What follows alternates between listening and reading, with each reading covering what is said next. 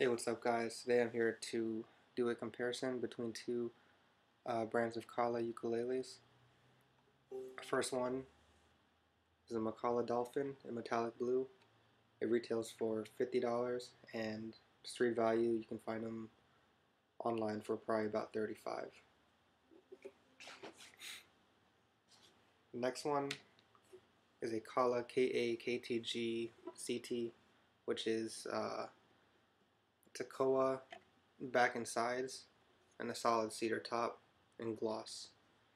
And this one is listed on the website at $530 American. You can find them online for right around 330 to 350. So I'm just gonna go over three main aspects. The first one's gonna be build quality. So for the $35 Makala Dolphin, you get a plastic body and strung with black GHS strings, gear tuners, and of course a rosewood dolphin bridge. Overall, it's pretty much what you would expect from an entry-level plastic ukulele. One thing I would point out is, first, the frets. I think they're brass frets, and when I bought them at the store, this was the floor model. A lot of people had played on it before me, but they've already kind of turned, you know, turned they've darkened and they're kind of dull now. And on top of that, the fretboard's got some signs of just wear. I'm probably eventually going to put some lemon oil on it, treat it, condition it. For right now, I mean, it is what it is. This is how I got it at the store. Another thing to point out is right here at the tuners, this little plastic base piece. Um, Maybe I can get it on camera, I'm not sure. But as you can see, there's like little pieces of plastic that are raised, and I think what it was these pieces probably came from like one main piece of plastic that they molded, and they just kind of broke them off to, broke off individual pieces as they were putting them together and assembled them. Again, it's a $35 ukulele, assembly line quality. Another thing is where the fretboard meets the neck of the guitar. It's got like they just kind of paint it all the way up, and to some people may not care or notice, but it's one of the things that I notice. It just looks, I guess, cheaper, for lack of a better term. You can kind of see where there's just kind of this, it looks like a layer of paint over the neck and fretboard. But again, I'm going to remind you all, it's a $35 ukulele.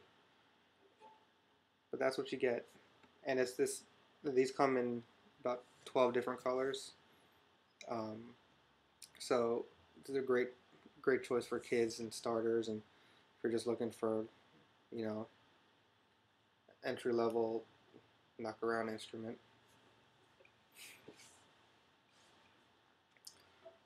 Now, the Koa cedar top, on the other hand, I mean, just looking at it from afar, you can already tell this is a higher end model. They just put a lot more detail into the overall looks of the uke. And construction wise, there's just little nuances um, that justify the higher price point. The same little rings around the gears that I showed you, these are metal. They're just metal washers, and they just look a lot cleaner, a lot higher quality. Then here, where the neck and the fretboard meet, it's smoothed out. It doesn't have a layer of paint covering it. I mean, you can see where the neck and the fretboard are. It's two different woods, but it's very continuous. And then the frets are nickel, and I mean, it's the same color as the day that is the day I bought it. The fretboard also has inlays, and there's this binding around the body of it, right around here, and around the sound hole. And like I said, this is a much more expensive instrument than the Macala, so you would expect a higher build quality and more attention to the looks of it.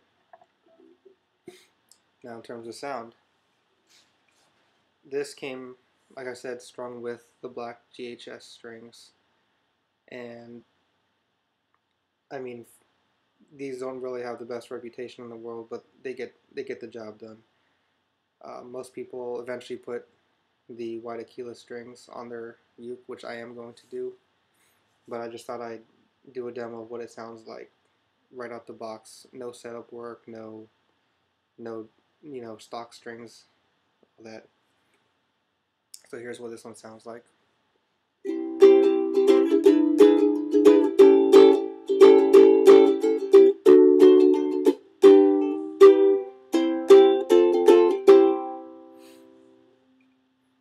Unless you've any played any other plastic $40 or $35 ukulele, it's gonna be hard to appreciate how good this one sounds. I mean, it's very clear and it projects well, and it stays in tune pretty well. The gear tuners really do get the job done.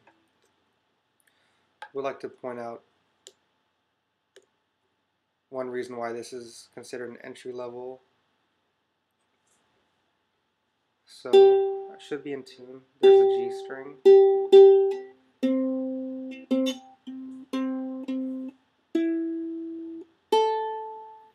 They're all in tune, but as you move up the fretboard, it's reversed in the video, but it's going sharp. It's riding sharp.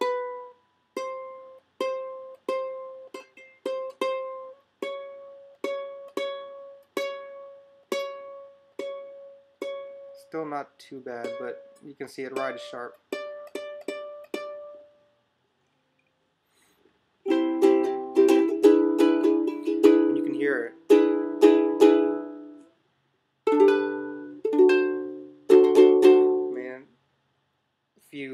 Man, I've been in music for about 15 years now, maybe longer.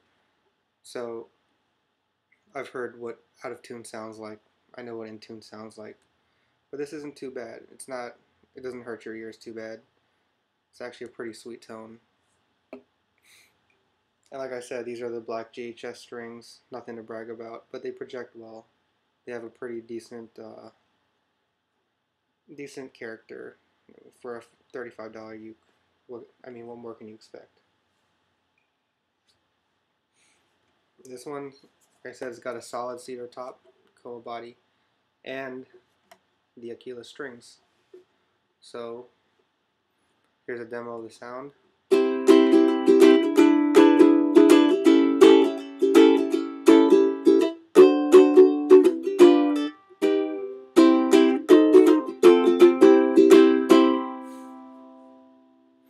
Now I'm not sure how much is going to come out in the video, but as you can see, this has got just a lot more character. It's a warmer tone. A solid cedar top adds some depth to the tone, for lack of a better term. It's warm. It's just very full, and it projects well. And the Aquila strings obviously help a lot. So, but again, this is 10 times the price of the Macala.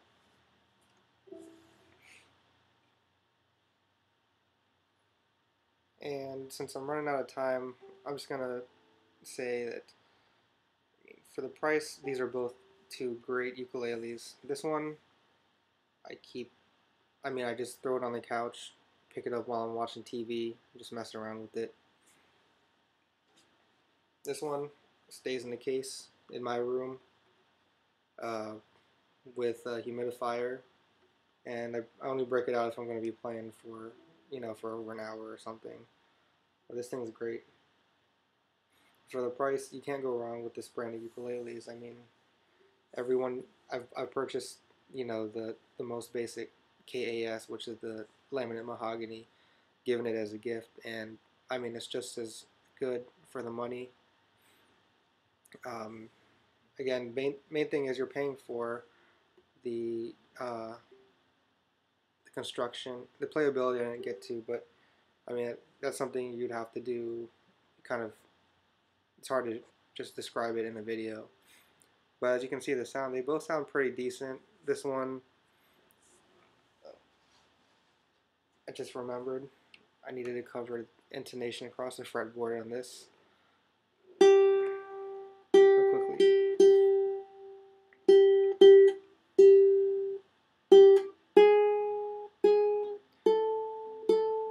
As you can see, compared to the Macala, it doesn't ride high or anything like that. Every note across the fretboard is in tune, and I mean it shows when you're playing chords. You don't hear too much of that unwanted dissonance. So yeah, that's something I forgot to bring up earlier.